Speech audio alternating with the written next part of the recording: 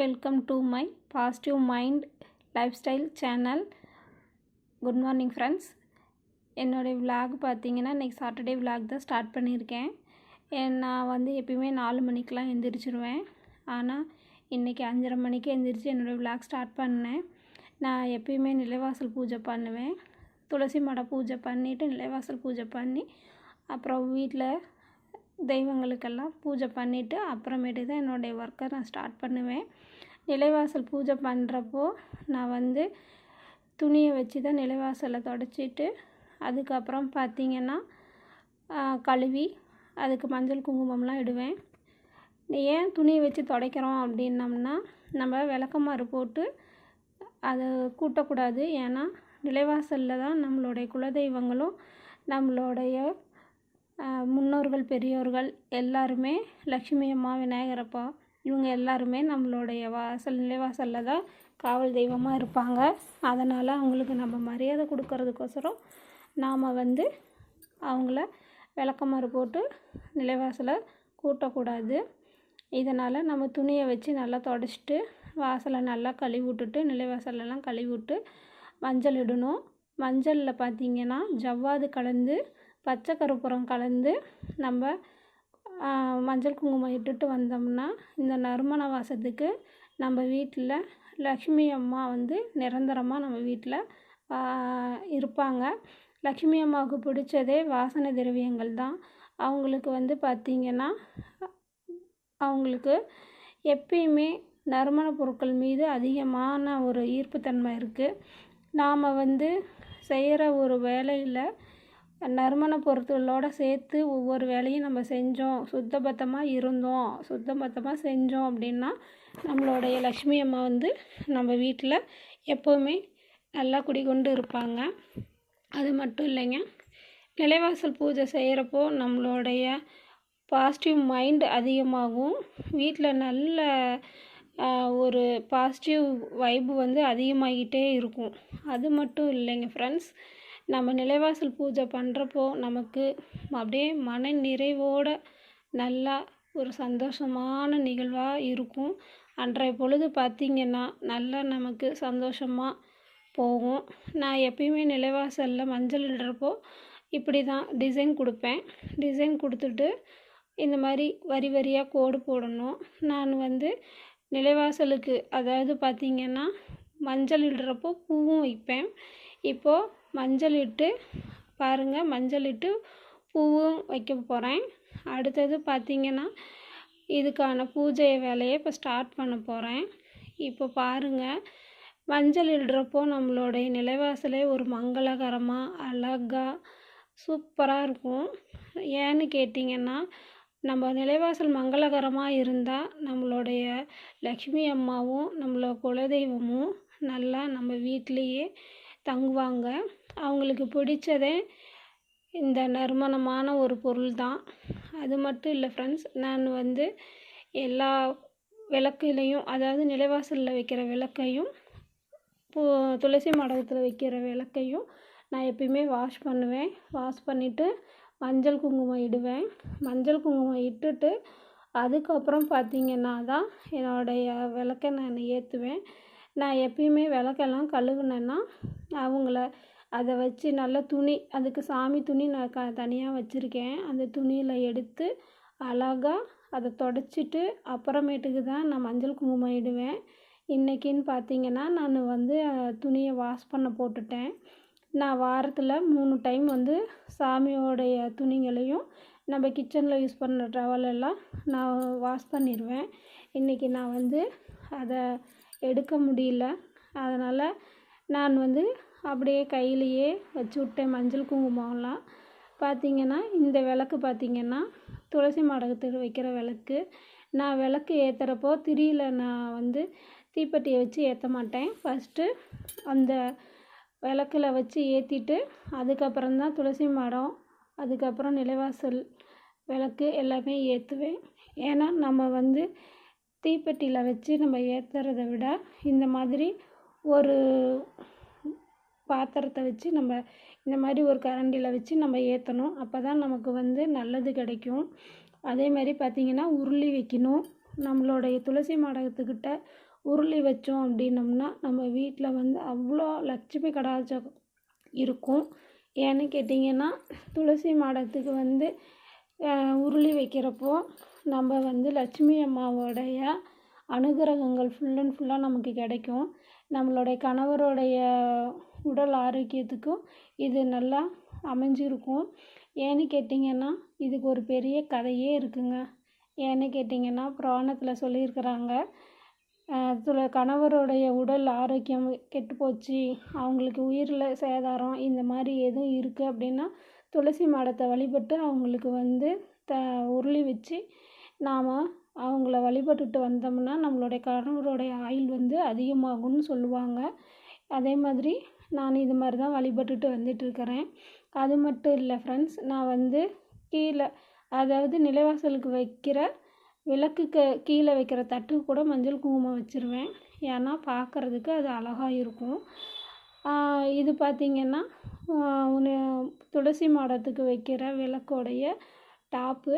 இதுக்கு வந்து மஞ்சள் குங்குமம் இடணும். அப்போ இது ஒரு அழகாக தெரியும். நமக்கு அழகாக இருக்கிறப்போ நமக்கு பார்த்தா நமக்கே ஒரு ஆசையாக இருக்கும்.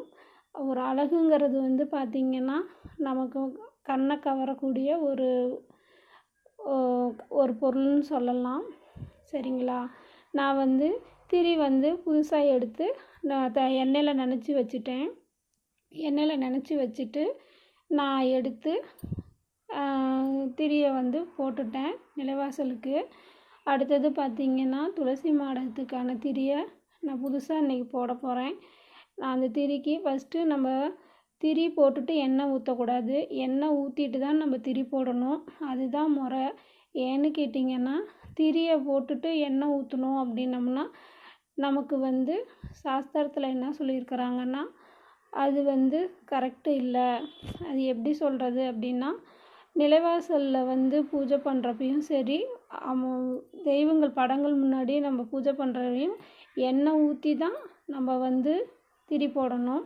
அது மட்டும் இல்லை ஃப்ரெண்ட்ஸ், இப்போ நான் உருளி வந்து அலங்காரம் பண்ண போகிறேன். உருளியில் வந்து தண்ணி சேர்த்து மஞ்சள் சேர்த்து பச்சை கற்பூரம் சேர்த்து ஜவ்வாது சேர்ப்பேன். அது மட்டும் இல்லை ஏலக்காய், நம்ம வீட்டில் கிராம்பு இருக்கும், 5 வகையான இதில் நம்ம சேர்த்துக்கணும். நான் இன்றைக்கி வந்து மஞ்சள், பச்சை கற்பூரம், ஜவ்வாது மட்டும்தான் சேர்த்துக்கிறேன். சேர்த்துட்டு உருளி பார்த்திங்கன்னா என்னோடய இது சின்ன உருளி தான். இதில் வந்து பார்த்திங்கன்னா நான் 5 பூ தான் சேர்க்க போகிறேன். ஏன்னா பூ கொஞ்சம் நல்லா பெரிய பூவாகவே இருக்குது. நான் சிறு பூவாக இருந்தால் 7 பூ வச்சுப்பேன். இல்லையாக்கோ 5 பூ தான் வைப்பேன். 5 பூ வச்சாவே அழகாக இருக்கும். இந்த உருளி வைக்கிறப்ப பார்த்திங்கன்னா நம்மளோட கண் திருஷ்டி எல்லாமே நம்மளை விட்டு விலகி போயிடும். இது வந்து துளசி மாடத்துக்கிட்ட வைக்கிற மேடை. இந்த மேடையை நான் நல்லா வாஷ் பண்ணிவிட்டு இந்த மேடைக்கும் மஞ்சள் வச்சு குங்குமம் இடுவேன். அப்போ இது ஒரு அழகாக மங்களகரமாக நம்ம கண்ணுக்கு தெரியும். இப்படி ஒரு மங்களகரமாக இருந்துச்சுன்னா நம்ம வீட்டில் லட்சுமி அம்மா நிரந்தரமாக இருப்பாங்க. நம்ம அழுக்கோட நல்லா வாசனை இல்லாத திரவியங்களை வச்சு நம்ம வேலைப்பாடு பண்ணணும் அப்படின்னம்னா லக்ஷ்மி அம்மா நம்ம வீட்டில் தங்குறதுக்கு வாய்ப்பு கம்மியாக இருக்கும். அது மட்டும் இல்லை ஃப்ரெண்ட்ஸ், இங்கே பாருங்கள், நான் வந்து இப்போ எல்லா சாமி படங்களுக்கும் விக்கிரகங்களுக்கும் பூ வைக்கிறேன். ஏன்னா நிலைவாசலில் எல்லாத்துக்கும் பூ வச்சுட்டு அங்கே எல்லாம் எடுத்து வச்சுட்டு சாமி போட்டாக்கு நான் பூ வச்சுட்டு அப்புறமேட்டுக்கு தான் நிலைவாசலில் போய் விளக்கு ஏற்றி பூஜை பண்ணுவேன். எல்லா படங்களுக்கும் நான் பூ வைப்பேன். இது தினமும் நடக்கக்கூடிய ஒரு செயல் தான். ஏன்னு கேட்டால் பூ வச்சு நம்ம நேற்றே வச்ச பூவை இன்றைக்கும் நம்ம திரும்ப வச்சோம் அப்படின்னா நம்ம மனசு வந்து ஒரு மாதிரி வச்ச பூவே நம்ம வச்சிட்டோம் வாடி போயிடுச்சுங்கிற ஒரு கவலை இருக்கும். தினமும் நம்ம பூ மாற்றணும் அப்படின்னம்னா நம்மளுடைய சாமிக்கு நல்ல ஒரு நறுமண வாசனை கிடைக்கும். வாடின பூவை வைக்கக்கூடாது ஃப்ரெண்ட்ஸ். வாடின பூவை நம்ம வச்சோம் அப்படின்னா நம்ம வீட்டில் வந்து பாசிட்டிவ் வைப்பு இருக்காது. ஏன்னு கேட்டிங்கன்னா இது ஒரு சாஸ்திரம்தான். இன்றைக்கி நான் வந்து தெய்வத்துக்கு என்ன நெய்வேத்தியம் வைக்க போகிறேன் அப்படின்னு பார்த்திங்கன்னா பொட்டுக்கல்லையும் சர்க்கரையும் தான் வைக்க போகிறேன். என்கிட்ட 3 விக்கிரகங்கள் இருக்குது. என்கிட்ட பார்த்திங்கன்னா வாராகி தாய் அம்மாவோடைய விக்கிரமும் முருகப்பெருமானோடைய விக்கிரமும், அடுத்தது பார்த்திங்கன்னா அன்னபூர்ணி அம்மாவோட விக்கிரமும் வச்சுருக்கேன். அடுத்தது பார்த்திங்கன்னா நிலைவாசல் பூஜை பண்ணுறதுக்காக நான் விளக்கு ஏற்றி ரெடி பண்ணுறதுக்கு வந்துட்டேன்.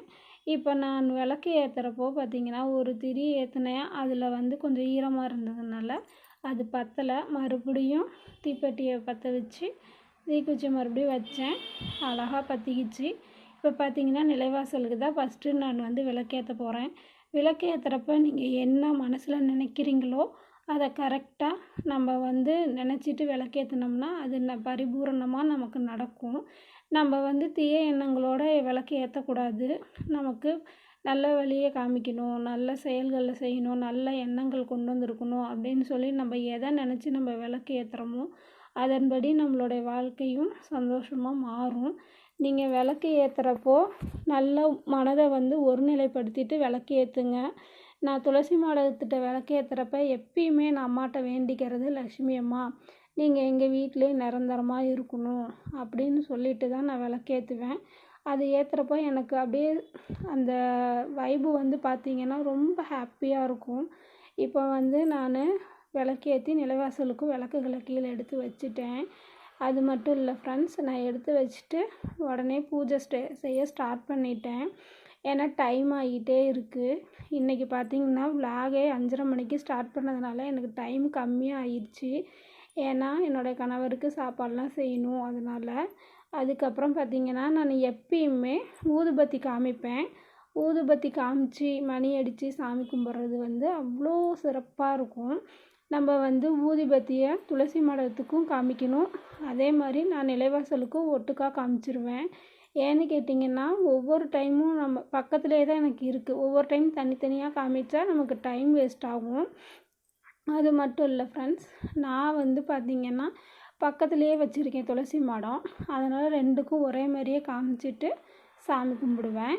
அடுத்தது பார்த்திங்கன்னா நான் வந்து தீபம் காமிக்கணும். ஆனால் நான் சாம்பிராணி, கம்ப்யூட்டர் சாம்பிராணி நான் காமிப்பேன். என்கிட்ட நான் வந்து கம்ப்யூட்டர் சாம்பிராணி வந்து எல்லா நாளும் யூஸ் பண்ண மாட்டேன். வெள்ளிக்கிழமையும் செவ்வாய்க்கிழமையும் கம்ப்யூட்டர் சாம்பிராணி வந்து யூஸ் பண்ண மாட்டேன்.